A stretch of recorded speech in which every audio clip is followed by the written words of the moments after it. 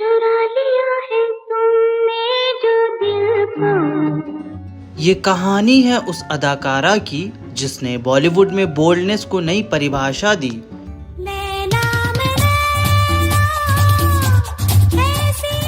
जिसने western dress को बड़े पर्दे पर इस तरह उतारा कि देखते ही देखते ये फैशन का हिस्सा बन गया। प्यार में हद से गुजर जाना है, मार देना। लेकिन क्या आप जानते हैं, ग्लैमर और शोहरत की चकाचौंध के पीछे छुपी थी धोखे और दर्द से भरी कहानी, जहां उनके पहले पति ने उन्हें सबके सामने इस कदर पीटा कि पूरे 10 दिन तक उन्हें अस्पताल में भर्ती रहना पड़ा।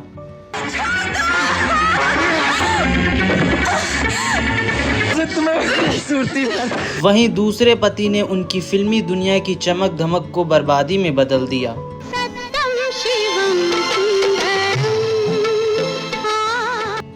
इतना ही नहीं, उनकी शादी का फैसला उनकी मां के लिए इतना बड़ा सदमा साबित हुआ कि उनकी मां को ही हार्ट अटैक आ गया।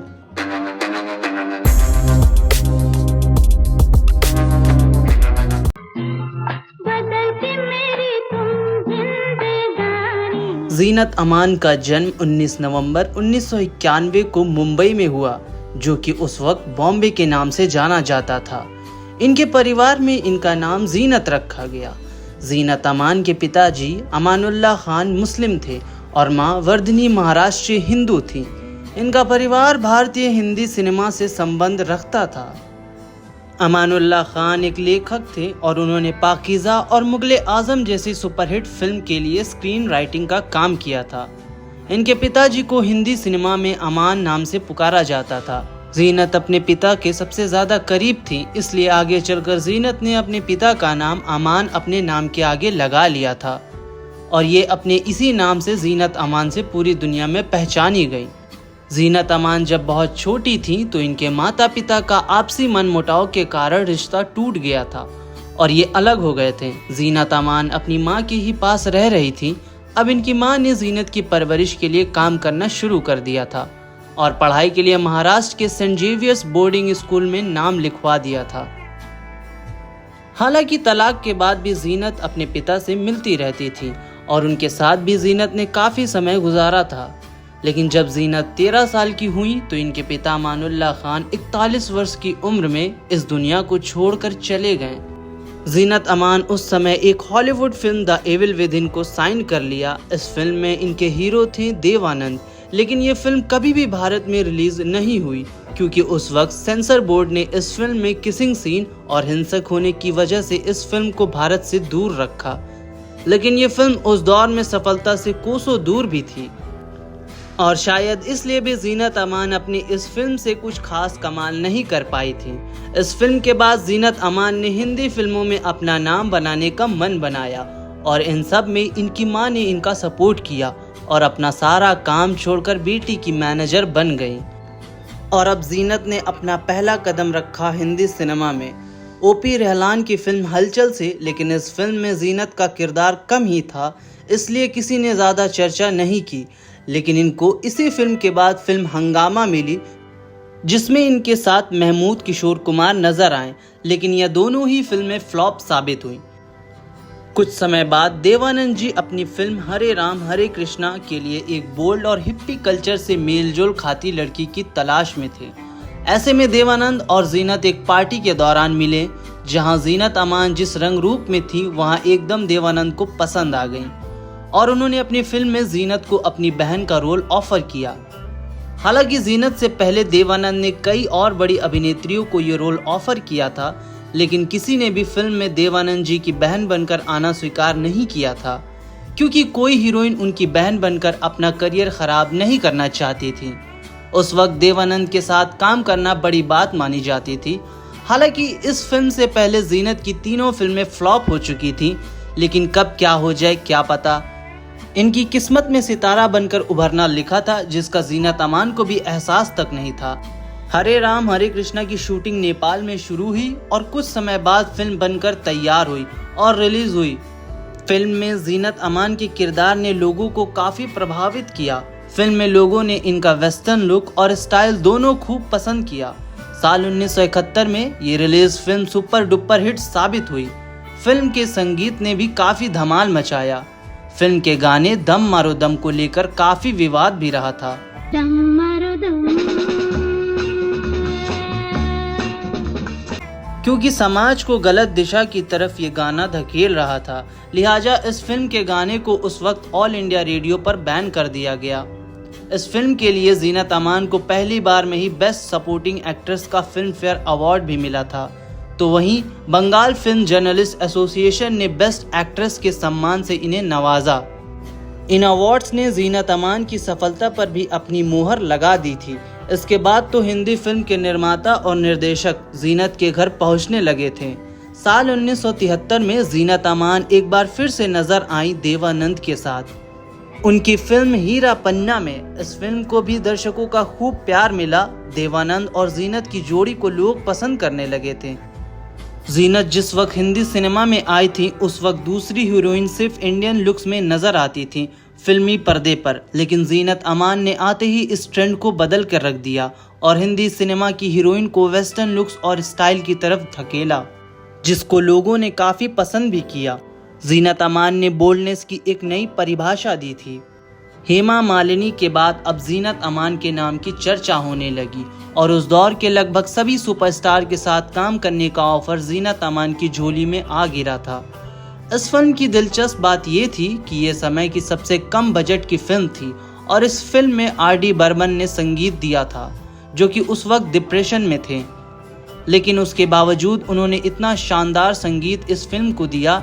फिर इसके बाद जीनत अमान ने रोटी कपड़ा मकान, यादों की बरसात, धुंध, प्रेम शास्त्र, वारंट, धर्मवीर, हम किसी से कम नहीं, ग्रेट गैम्बलर जैसी सुपरहिट फिल्में दी।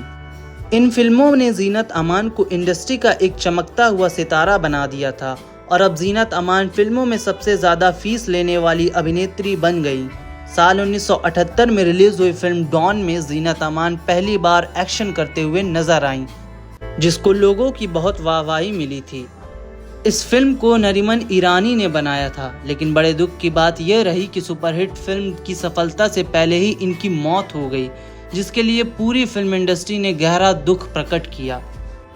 उनकी याद में सबसे महंगी इस फिल्म की हीरोइन जीनत अमान ने इस फिल्म के लिए एक भी रुपया फीस न लेकर श्रद्धांजलि दी थी।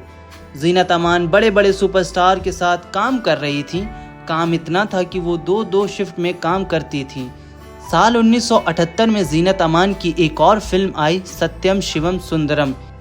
ये राज कपूर की फिल्म थी। दरअसल राज कपूर अपनी इस फिल्म के लिए एक देहाती रंग रूप में सजी लड़की की तलाश में थे, जिसके लिए इन्होंने कई अभिनेत्रियों के टेस्ट लिए, लेकिन एक भी इस टेस्ट में पास नहीं हो पाई।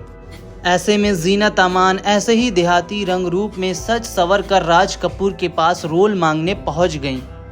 राज कपूर भी जीनत को ऐसे देखकर खुश हो गए और इनको इस फिल्म के लिए साइन कर लिया और साइनिंग अमाउंट के तौर पर सोने की गिन्नियां दे दी।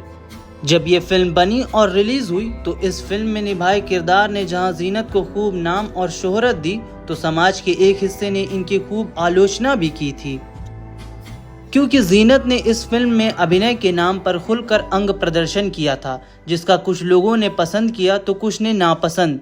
ये फिल्म बॉक्स ऑफिस पर खास कमाल नहीं कर पाई, लेकिन ये फिल्म जीनत अमान के लिए मील का पत्थर साबित हुई थी। जीनत अमान अब 7वें आसमान पर थीं। इनके पास सब कुछ था, लेकिन नहीं था तो बस एक हमसफर।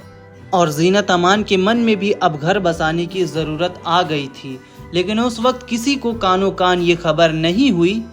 साल 1980 में फिल्म आई थी जिसका नाम था अब्दुल्ला। इस फिल्म में जीनत अमान और संजय खान ने एक साथ काम किया था।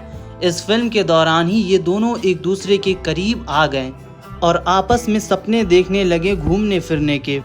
मीडिया रिपोर्ट्स के मुताबिक जीनत अमान के कई शुभचिंतकों ने जीनत को होशियार भी किया था कि संजय खान उनको सिर्फ इस्तेमाल कर रहे हैं और वो एक दिन तुमको अपनी जिंदगी से निकाल फेंकेंगे। लेकिन जीनत तो संजय खान के प्यार में पूरी तरह डूबी हुई थी। संजय खान जो कि पहले ही शादीशुदा थे, उनके 4 बच्चे भी थे। इसके बावजूद जीनत अमान इनके प्यार में पड़ गईं। चुपके चुपके ही सही, लेकिन इन दोनों ने शादी कर ली थी और जीनत अब संजय खान की पत्नी भी थी। अब्दुल्ला फिल्म की शूटिंग पूरी हो चुकी थी, जिसके बाद ये अपनी दूसरी फिल्म की शूटिंग में बिजी हो गईं। इनके पास काम बहुत ज़्यादा था। जीनत अमान लोनावला में एक दूसरी फिल्म की शूटिंग कर रही थी, तो ऐसे में संजय खान ने जीनत अमान को फ़ोन करके मुंबई आने को कहा, क्योंकि उनकी अपनी फिल्म अब्दुल्ला के कुछ सीन को दोबारा शूट करना था। तो ऐसे में जीनत ने शूटिंग छोड़कर आने से मना कर दिया। तो इस बात से संजय खान फ़ोन पर ही जीनत अमान से बहस करने लगे और उन्हें भला बुरा बोलकर फ़ोन काट दिया। जीनत को संजय खान की ये नाराज़गी अच्छी नहीं लगी और फिर प्यार में पागल जीनत शूटिंग छोड़कर मुंबई लौट आईं और संजय खान से मिलने सीधे उनके घर जा पहुंची, जहां पता चला कि वो तो होटल ताज गए हैं पार्टी करने।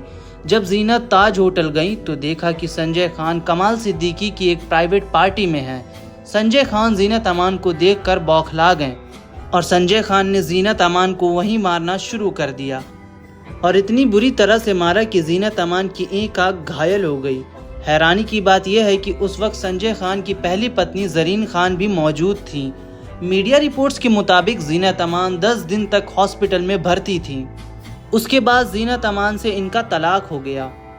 जीनत अमान इस कदर इश्क में डूबी थी कि उन्होंने संजय के खिलाफ पुलिस में कोई भी रिपोर्ट दर्ज नहीं कराई। इसके बाद साल 1980 में जीनत अमान की अली बाबा 40 चोर, कुर्बानी, दोस्ताना, इंसाफ का तराजू, लावारिस, तीसरी आंख, पुकार, जहांगीर जैसी कई फिल्म हिंदी सिनेमा को दी, जिसमें ये दमदार भूमिका निभाते हुए नजर आईं और इनके चाहने वालों की संख्या बढ़ती चली गई। जीनत अमान फिर से अपनी सफलता की सबसे ऊंचे पायदान पर थी। ये सभी फिल्म के हीरो और फिल्म निर्माताओं की पहली पसंद भी थी। उस समय बड़े बड़े बिजनेसमैन, फिल्म निर्माता और कुछ एक्टर जीनत से शादी करना चाहते थे, लेकिन जीनत अमान ने इन सभी को ठुकराते हुए अपना दिल हार दिया बॉलीवुड के एक फ्लॉप अभिनेता के आगे, जिसकी हिंदी सिनेमा में सबसे असफल एक्टर के तौर पर पहचान होती है, जिनकी सभी फिल्म हमेशा फ्लॉप रही, और वो थे फ्लॉप एक्टर मजहर खान। जीनत अमान जैसी मशहूर सुपरहिट अदाकारा के सामने मजहर खान का फिल्मी सफर बेहद छोटा था। मजहर खान जीनत से पहले भी 2 शादियां कर चुके थे, लेकिन दोनों शादियां टूट गईं। फ्लॉप करियर निजी जिंदगी में बर्बाद होते हुए ऐसे में मजहर खान के साथ मिला जीनत अमान का। लेकिन जीनत अमान के इस रिश्ते से इनकी मां खुश नहीं थी। जीनत और मजहर के बीच एक भी समानता नहीं थी, लेकिन जीनत अमान अब अपना घर बसाना चाहती थी, वो मां बनना चाहती थी। लिहाजा वो अपनी मां को बिना बताए सिंगापुर चली गईं, जहां इन दोनों ने खास परिचित लोगों की गवाही के बीच निकाह कर लिया। जीनत की मां को जब ये सब पता चला तो उनको सदमा लगा और उनको हार्ट अटैक आ गया। इधर मां अस्पताल पहुंच गई और दूसरी तरफ पूरी फिल्म इंडस्ट्री भी हैरान थी कि आखिर जीनत ने ये क्या कर लिया। लेकिन अब सच तो यही था कि जीनत मजहर खान की हो गई थी। शादी के बाद जीनत गर्भवती हो गई और घर में नन्हे मेहमान का इंतजार होने लगा, लेकिन शायद जीनत की जिंदगी में अभी खुशियां नहीं लिखी थीं। जीनत को पता चला कि उनके पति मजहर खान उनके पीठ के पीछे किसी दूसरी महिला मॉडल को डेट कर रहे हैं, और कुछ समय बाद जीनत को ये पता चल गया कि मजहर खान इन्हें धोखा दे रहे हैं। लेकिन जीनत अमान कुछ कह नहीं सकती थी, क्योंकि उस समय जीनत अमान प्रेग्नेंट थी। कुछ समय बाद जीनत ने बेटे अजान को जन्म दिया और इन सब के दौरान जीनत ने मजहर को माफ़ कर दिया। जीनत की ज़िंदगी अच्छी चलने लगी, उन्हें लगा सब ठीक हो जाएगा, लेकिन अभी परेशानी आनी बाकी थी। मजहर खान एक बीमारी के शिकस्त में आ गए थे, उन्हें आईसीयू में भर्ती करना पड़ा। उस वक्त जीनत अमान ने एक अच्छी पत्नी बनकर मजहर की देखभाल की। मेहनत रंग लाई और मजहर खान ठीक हो गए, लेकिन ठीक होने के बाद मजहर खान का व्यवहार ठीक नहीं था, जिस पे पत्नी ने उनकी देखभाल में अपना सब कुछ गंवा दिया। उनको अब अपने पति की नफरत और गुस्से का सामना करना पड़ रहा था। मजहर खान को डॉक्टर्स ने कुछ मेडिसिन दी थी, जिनको मजहर खान को खाए बिना चैन नहीं पड़ता था। वो एक ही दिन में 7 बार दवाइयाँ लेते थे। इतनी दवाइयाँ खाने से उनकी किडनी फेल का खतरा मंडराने लगा। ऐसा लग रहा था कि जैसे मजहर खान ठीक ही नहीं होना चाहते थे। जीनत अंदर ही अंदर टूट रही थी, तिल तिल मर रही थी, और एक दिन वो भी आया जब दवाइयों का ज़्यादा सेवन करने से मजहर खान की दोनों किडनियाँ फेल हो गईं। जीनत मजहर खान को दूसरी किडनी मिल जाए उसकी भी कोशिश कर रही थी। जीनत ने अपनी ज़िंदगी और ज़िंदगी के बेहद कीमती साल मजहर की ज़िंदगी बचाने में खर्च कर दिए, लेकिन हुआ वही जो कुदरत को मंजूर था। 16 सितंबर 1998 में मजहर खान की मौत हो गई। जीनत अमान ने बताया कि इन मुश्किल भरे दिनों में किसी ने भी मेरी कोई हालचाल नहीं लिया, ना ही मेरी किसी ने मदद की। जीनत अमान अपने बेटों की देखभाल करती गईं और एक बार फिर से 10 साल बाद जीनत अमान ने फिर से हिंदी सिनेमा का रुख किया और भोपाल एक्सप्रेस फिल्म से वापसी की। जीनत ने संघर्ष करते हुए फिर से अपने आप को हिंदी सिनेमा में शामिल किया। उनके पास आज भी फिल्म निर्माता उनके लिए रोल लेकर आते हैं। जीनत अमान का नाम इतना बड़ा था कि दर्शक किसी भी बोल्ड अभिनेत्री को फिल्मी पर्दे पर देखते तो कहते कि जीनत अमान की तरह लगती है। ऐसा मुकाम हासिल किया था जीनत अमान ने। जीनत अमान की जिंदगी धीरे धीरे पटरी पर लौटना शुरू हो गई। वो अब अपने दोनों बेटों के साथ रहती हैं। इनके दोनों बेटे भी हिंदी सिनेमा का एक हिस्सा हैं। देवानंद और राज कपूर दोनों ही जीनत अमान को पसंद करते थे। जीनत दोनों के ही बेहद करीब थी, लेकिन ना तो राज कपूर कभी अपने दिल की बात जीनत को बोल पाए और ना ही देवानंद। लिहाजा इन दोनों सुपरस्टार का जीनत के लिए प्यार अधूरा रह गया। जीनत की ज़िंदगी को देखा जाए तो बहुत सारे इसमें उतार चढ़ाव इन्होंने देखा। दोनों शादियों से इनको वो तकलीफ मिली जिसकी कभी कल्पना भी नहीं की जा सकती। संजय खान की बेदर्दी से जहां इनकी एक आंख चली गई, तो दूसरी शादी ने इनके फिल्मी करियर को ही ख़त्म कर दिया। दोनों शादियां इनकी बड़ी तकलीफ से गुजरी। इसके बाद भी एक बार फिर से जीनत अमान सारे देश में चर्चा का विषय बन गई। दरअसल एक रिपोर्ट्स के मुताबिक साल 2012 में जीनत ने एक सरफराज अहमद नाम के एक बिजनेसमैन से शादी की, लेकिन जीनत अमान ने इस बात में कोई सच्चाई नहीं बताई। साल 2018 में जीनत अमान ने सरफराज पर धोखाधड़ी और कई आरोप लगाते हुए पुलिस केस किया। ऐसे ही न जाने कितने उतार चढ़ाव के साथ रही जीनत की जिंदगी। दोस्तों, जीनत अमान के ऊपर बनाया हमारा ये शो आपको कैसा लगा ज़रूर बताना, और स्टोरी अगर अच्छी लगी हो तो चैनल को लाइक और सब्सक्राइब करना बिल्कुल मत भूलिए।